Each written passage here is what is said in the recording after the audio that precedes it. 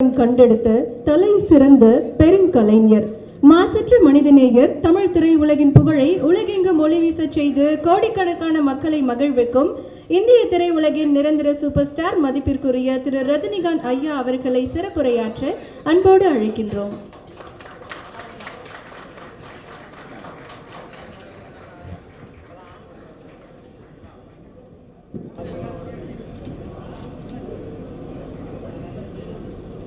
மேடையில் அமர்ந்திருக்கும் சந்திரகுமார் அவர்களே, அரவிந்த் அவர்களே, மணிவண்ணன் அவர்களே, ஐயப்பன் அவர்களே, இங்கே வருகை தந்திருக்கும் இந்தியா மட்டும் இல்லை, ஆஸ்திரேலியா, இங்கிலாந்துலேருந்து வந்திருக்கிற பெரிய ஸ்பெஷலிஸ்ட் டாக்டர்ஸு அண்ட் டிக்னேட்டரிஸ் அண்டு நம்ம ஊடக நண்பர்கள் அனைவருக்கும் என்னுடைய அன்பார்ந்த வணக்கத்தை தெரிவித்துக் கொள்கிறேன். 25 இயர்ஸை நான் எந்த ஃபங்க்ஷனுக்கும் திறப்பு விழாக்கெல்லாம் நான் போகலை அப்படின்னு சொல்லி அது உண்மை. ஏன்னு சொன்னால், நான் எந்த ஒரு காலேஜோ ஒரு கட்டிடமோ ஓப்பன் பண்ணிட்டா இது ரஜினிகாந்த் பார்ட்னர், அவருக்கு இதில் ஷேர் இருக்குது, அவரு தான் இது பெனாமியில் ஓட்டுறாங்க அப்படின்னு சொல்லுவாங்க. அண்ட் ஒன்றுக்கு போதான் மறுபடியும் இன்னும் கேட்டுகிட்டே இருப்பாங்கன்னு சொல்லி நான் ரொம்ப நாளாக இதுக்கு நான் போகிறது கிடையாது, நிறுத்திட்டேன். அண்ட் இப்போ சார் இங்கே சொன்னாங்க, இப்போ டாக்டர்ஸ் பற்றி, நர்ஸ் பற்றி, எல்லாம் ஹாஸ்பிட்டலை பற்றியெல்லாம் ரஜினிகாந்த் ரொம்ப நல்லா அவருக்கு தான் தெரியும் அப்படின்னு சொல்லிட்டு, அது அவர் சொன்னது 100க்கு 100 உண்மை.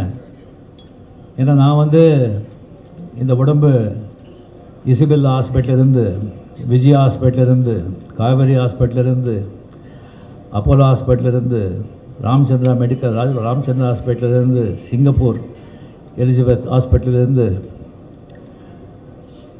அமெரிக்காவில் இருக்கிற மெயோ கிளினிக் வரைக்கும் இந்த உடம்பு போயிட்டு வந்திருக்கு. அதனால் இந்த டாக்டர்ஸு, நர்சஸ் அது மேலெல்லாம் எனக்கு ஒரு பெரிய ஏன்னா அவங்களுடைய உதவியால், அவங்களுடைய இந்த அட்வான்ஸ் டெக்னாலஜினாலே, அந்த மெடிக்கல் அந்த மிராக்கல், அதனால தான் நான் இன்னும் வாழ்ந்துட்டுருக்கேன். ஸோ இங்கே வரும்போது ஆக்சுவலாக இந்த இடம் பார்க்கும்போது எனக்கு பழைய நினைவெல்லாம் எனக்கு ஞாபகம் வருது. இங்கே ஏவிஎம் ஸ்டுடியோவில் நீங்கள் 45 இயர்ஸுக்கு முன்னாலே எல்லாமே இந்த பிளேஸ் அங்கெல்லாம் ஸ்டுடியோஸ் எல்லாம் இருக்கும், முத்துராம சார் அங்கே இருக்காங்க, ஃப்ளோர்ஸ் எல்லாம் இருக்கும். இந்த பிளேஸ் மட்டும் என்ன பண்ணுறாங்கன்னு சொன்னால், மேடு பள்ளம், ஒரு செடிகள் அந்த மாதிரி விட்டுருப்பாங்க. நம்ம அவுட்டோரில் ஷூட்டிங் பண்ணால் இங்கே ஒரு பேட்சப் பண்ணுறதுக்கு இங்கெல்லாம் ஷூட் பண்ணுவோம். அதுக்கப்புறம் சில நாட்கள் ஆன பிறகு ஏவிஎம் ப்ரொடக்ஷன்ஸ் ஒரு சம்சாரம் ஒரு மின்சாரம்னு சொல்லி ஒரு படம் எடுத்தாங்க. அது கம்ப்ளீட்டாக ஒரு வீடு, ஒரு 80% அந்த வீட்லேயே ஷூட்டிங். அதுக்காக ஃப்ளோரில் செட் போட வேண்டாம், எப்படி அந்த காலி இடம் அங்கே இருக்குது அதை க்ளீன் பண்ணிவிட்டு ஒரு தெருவெல்லாம் போட்டு ப்ராப்பராக ஒரு வீடே கட்டிடலாம் அப்படின்னு சொல்லி ஒரு வீடே ப்ராப்பராக கட்டிட்டாங்க. அந்த சம்சாரம் ஒரு மின்சாரம் விஷு, அமரர் விஷு, மிகப்பெரிய டேலண்டட். அவர் டைரெக்ஷன் பண்ணி கதை வசனம் எல்லாம் எழுதி ஆக்ட் பண்ணார். அந்த படம் சூப்பர் டூப்பர் ஹிட். அவர் என்ன இன்வெஸ்ட் பண்ணாங்களோ அதை விட 200 மடங்கு அந்த படம் கலெக்ட் பண்ணிடுச்சு. அது ஒரு ராசியான வீடுன்னு ஆயிடுச்சு. ஸோ யாருக்கு நம்ம ஷூட் பண்ணால் கூட அந்த வீட்டில் ஒரு 2 சீனு 3 சீனு நம்ம படம் ஷூட் பண்ணுறோம், அந்த படம் சூப்பர் ஹிட் ஆகும். அது ஒரு சென்டிமெண்ட் மாதிரி ஆகிடுச்சு. இப்போ என் படங்க கூட 5-6 படம் இங்கே நம்ம ஷூட் பண்ணியிருக்கோம், எல்லாமே ஹிட்டாக இருக்குது. ஸோ ஒரு ராசியான இடத்துல ஒரு ராசியான ஆளுங்க இந்த ஹாஸ்பிட்டல் ஓப்பன் பண்ணியிருக்காங்க. இது பயங்கரமாக மிகவும் பேரும் புகழும் பெறும் அப்படிங்கிறதுல எனக்கு அந்த சந்தேகமும் கிடையாது. ஸோ இந்த ஹாஸ்பிட்டலுக்கு போகிறது ஒன்று நோயாளிகளுக்கு பார்க்குறதுக்கு நமக்கு வேண்டியவங்க அங்கே ஹாஸ்பிட்டலில் இருந்தால் அவங்கள பார்க்குறதுக்கு நம்ம போகிறோம். இல்லைன்னு சொன்னால் நம்ம நோயாளியாகவே நம்ம போகிறோம். நான் காவேரி ஹாஸ்பிட்டலில் ஒரு மிகப்பெரிய ஹெல்த் இஷ்யூவில் நான் நோயாளியாகவே நம்ம ஆழ்வார்பேட்டா காவேரி ஹாஸ்பிட்டலில் நான் அட்மிட் ஆகிருந்தேன். அங்கே இது ஒரு ப்ராப்ளம் வந்த உடனே எங்கள் மிஸ்ஸஸ்க்கு டாக்டர் பரணி நல்லா தெரியும். அவர் ஃபோன் பண்ண உடனே இம்மிடியட்டாக அந்த சீரியஸ்னஸ் புரிஞ்சு, அந்த சீரியஸ்னஸ் எனக்கே தெரியல. பரணி சிவராஜன் 2 பேரும் காரை ஓட்டிகிட்டு வந்து என்னை பார்த்த உடனே ஆம்புலன்ஸ் கூட எதிர்பார்க்காம அதே ஒரு ஆம்புலன்ஸ் மாதிரி சும்மா ஒரு ஆட்டோ ரிக்ஷா பூந்து போகிற மாதிரி ஜஸ்ட் ஒரு 10 மினிட்ஸில் வந்துட்டு ஆழ்வார்பேட்டை காவேரி ஹாஸ்பிட்டல்கிட்ட இருந்தாங்க.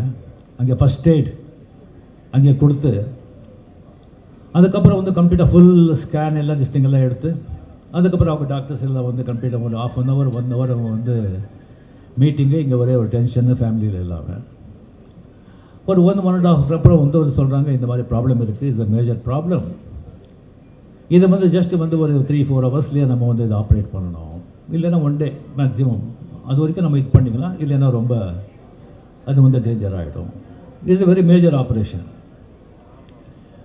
ஸோ இங்கே வந்து நம்ம பசங்க நம்ம ஃபேமிலி நேச்சுரலி இல்லைங்க இன்னும் பெரிய ஹாஸ்பிட்டல் இருக்குது, நம்ம அங்கே போகலாம் இங்கே போகலாம், இதுக்கு ஷார்ட்டேஜ் ஃப்ளைட் பண்ணிவிட்டு நம்ம ஃபாரினே கொண்டு போகலாம், அப்படியெல்லாம் வந்து அவங்க பேசுகிறாங்க.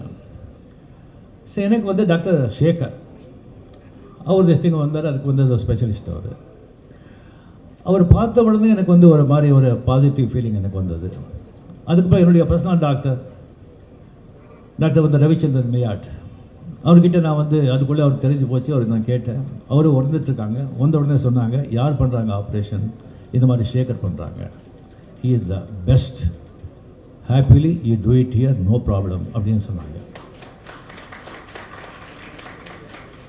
அவர் வந்து சேகர் சொன்னாங்க அவர் பண்ண அவங்க வந்து கோஆர்டினேட்டர்ஸ் எல்லாம் சொன்னாங்க அவர் பண்ண 100% பேஷண்ட்ஸ் 100% எல்லாருமே ஐ மீன் சக்ஸஸ் தான், ஃபெயில்யூரே கிடையாது அப்படின்னு சொன்னாங்க. எனக்கு ரொம்ப கான்ஃபிடென்ஸ் திஸ்டிங் வந்தது. சரி ஆப்ரேஷன் தியேட்டர் போகிறதுக்கு முன்னால் சேகர் வந்து சொன்னாங்க 99% கேரண்டிங்க, 1% அப்படி இப்படின்னு சொன்னாங்க. இந்த 99% முடிஞ்சு போச்சு நமக்கு, அந்த 1% தான் நமக்கு வந்து மைண்டில் வந்து ஏறிடுச்சு. 1%ன்னு சொன்னால் இப்போ எப்படின்னு சொன்னால் ஒரு வீடு, ஒரு நல்ல பங்களா, நல்லா ஷேட்லேயர், நல்லா கிரானைட்டு மார்பிள், நல்லா லட்ச கணக்கில் சோஃபா எல்லாம் போட்டு அருமையான வீடு, ஆனால் ஏதோ ஒரு நாகப்பாம்பு இங்கே இருக்குது, அது மட்டும் நீங்கள் பார்த்துக்குங்க அப்படின்னு சொன்னால் எப்படி இருக்கும், அந்த மாதிரி அந்த 1% அது கம்ப்ளீட்லி வந்து அனஸ்தீசியா கொடுக்குற வரைக்கும் அந்த 1% தான் மைண்டில் இருந்தது எனக்கு. அந்த அனஸ்தீசியா கொடுத்த கம்ப்ளீட்லி அந்த ப்ராசஸ் வந்து சரியாக வந்து ஒரு 6-7 hours ஆச்சு. அதுக்கப்புறம் கொண்டு வந்து பார்த்தா சக்ஸஸ் அப்படின்னு சொன்னாங்க.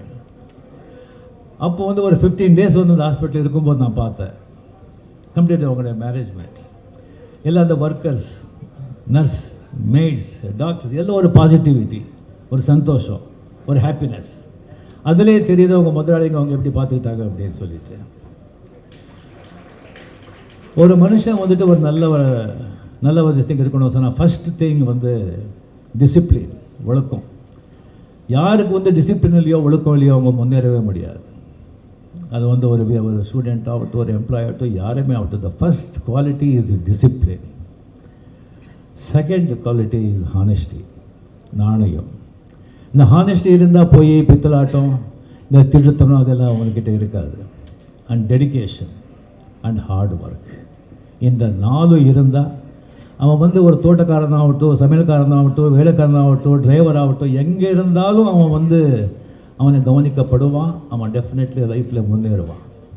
இந்த 4 குவாலிட்டிஸும் இவங்ககிட்டே இருக்குது.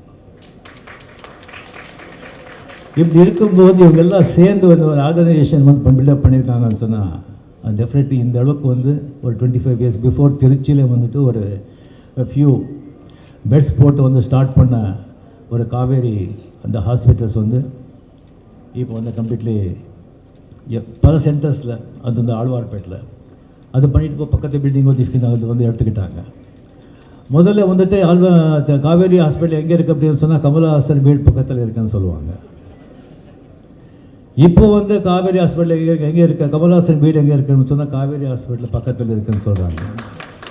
கமலஹாசன் தப்பாக எடுக்கக்கூடாது, மீடியா ஆளுங்களே இது வந்து சும்மா சொல்கிறேன் நான், ஏதோ கமலஹாசனை கலாட்டா பண்ணுறேன் அப்படின்னு சொல்லி நீங்கள் எழுதுறாதீங்க. இங்கே வந்தவங்க தான் எத்தனை கேமரா பார்த்து எனக்கு பயம் வந்துடுச்சு எனக்கு. என்னடா இது, அது வந்து பேசவே கூடாதுன்னு சொல்லியிருந்தேன். ஒரு 2 வாரத்தை பேசலாம்னு சொன்னாங்க, இந்த மீடியா வரதான் சொன்னாங்க, ஒரு 2-3 பேர் வருவாங்கன்னு சொன்னாங்க.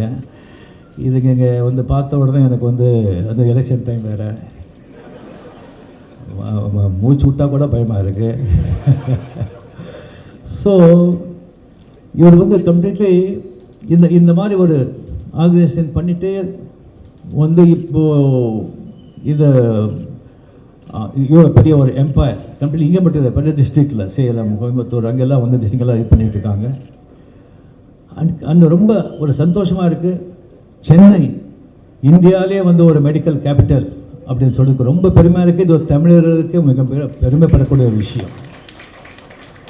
ரொம்ப ரொம்ப ரொம்ப சந்தோஷமாக இருக்குது. ஸோ இந்த மாதிரி வந்து ஒரு மெடிக்கல் சென்டர், அது especially and all organs, multiple organs transplant, அதுக்கு ஒரு ஸ்பெஷலைஸ் பண்ணி ஒரு சென்டர் பண்ணுறது I think very very very very few. அதுக்கு வந்து இம்பார்ட்டன்ஸ் கொடுக்கறது வந்து ஐ am really really happy. And இங்கே வந்து மாடர்ன் டெக்னாலஜி வந்து டெவலப் ஆகிட்டே இருக்குது.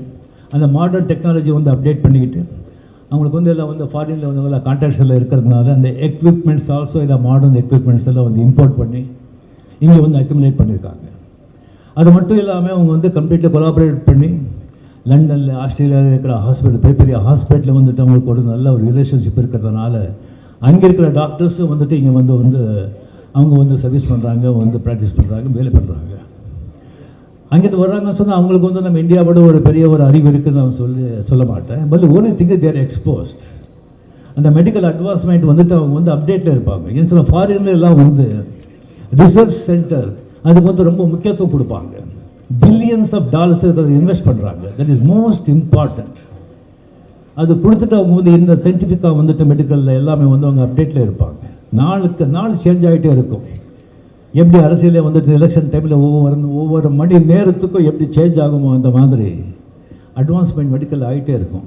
அது அப்டேட்டில் இருக்காங்க இவங்க எல்லாம்.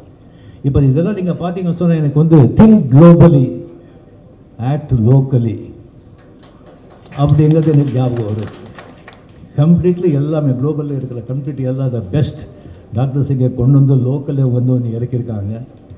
இது டெஃபினெட்லி ரொம்ப ரொம்ப ஒரு சந்தோஷமாக இருக்குது. அண்ட் இன்னொன்று வந்து நீங்கள் பார்த்தீங்கன்னு சொன்னால் இப்போ இந்த ஃப்ளாட்ஸ் எல்லாம் வந்து நீங்கள் விற்கிறாங்க. அந்த ஃப்ளாட்ஸை விற்கும்போது அட்வர்டைஸ்மெண்ட் எல்லாம் கொடுக்கும்போது எல்லாம் அவங்க வந்து இங்கே பக்கத்துலேயே வந்து ரயில்வே ஸ்டேஷன் இருக்குது, பக்கத்துலேயே பஸ் ஸ்டாண்ட் இருக்குது, பக்கத்துலேயே ஸ்கூல் இருக்குது, பக்கத்துலேயே மளிகை கடை மார்க்கெட் இருக்குது. நீங்கள் வாங்குங்கன்னு சொல்கிறாங்க. பக்கத்துலேயே ஒரு நல்ல ஹாஸ்பிட்டல் இருக்குதுன்னு சொல்லி யாருமே பண்ணுறது கிடையாது. இது எல்லாத்தையும் விட ஹாஸ்பிட்டல் தான் ரொம்ப இம்பார்ட்டண்ட். இப்போ வந்து யாருக்கு எந்த வயசுக்கு, பெரியவருக்கு இல்லை, எந்த வயசுக்கு யாருக்கு எந்த வியாதி வரும்னு தெரியாது. ஏன்னா எல்லாமே பல்யூட் ஆகிடுச்சு. காற்று, தண்ணி, பூமி, ஈவன் கலப்படம், எல்லாத்துலேயும் பச்சை குழந்தைங்க மருந்து, அந்த மருந்துலேயும் கலப்படம் பண்ணுறாங்க. அவங்களுக்கு என்ன பண்ணணும்? கையில் பேடி போட்டு தெருவில் எடுத்துகிட்டு போய் வந்து சாகிற வரைக்கும் அவங்களுக்கு வந்து சிறையில் போடணும். ஸோ இந்த மாதிரி வந்து ஒரு கம்ப்ளீட்லி வந்து ஒரு ஹாஸ்பிட்டல் அர்ஜென்ட் டிஸ்டிங் அப்படின்னு சொன்னால் ஒரு ஹாஸ்பிட்டலுக்கு கொண்டு போகணும்னு சொன்னால் இந்த டிராஃபிக்கில் வந்துட்டு 10 நிமிஷத்துக்கு போகிறது வந்து 1 hour 1.5 hour 2 hours ஆகும். அவங்க போய் சேர்றதுக்குள்ளே வந்து அந்த டிசீஸுக்கு வந்து அதை வந்து மெடிசனோ அது க்யூர் பண்ண முடியுமோ தெரியாது. அதனால் எத்தனையோ உயிர் கூட போயிருக்கு. ஸோ இந்த மாதிரி வந்து ஒரு பிளேஸில் வந்துட்டு இந்த மாதிரி ஒரு ஃபெசிலிட்டிஸோட இந்த மாதிரி ஒரு ஹாஸ்பிட்டல் வந்து இருக்கிறது வந்து ரியலி இந்த வடபழனி எங்கள் சுற்றுவாட்ட மக்களுக்கும் எல்லாருக்கும் தமிழ் சென்னைக்கு வந்து மிகப்பெரிய வரப்பிரசாதம்.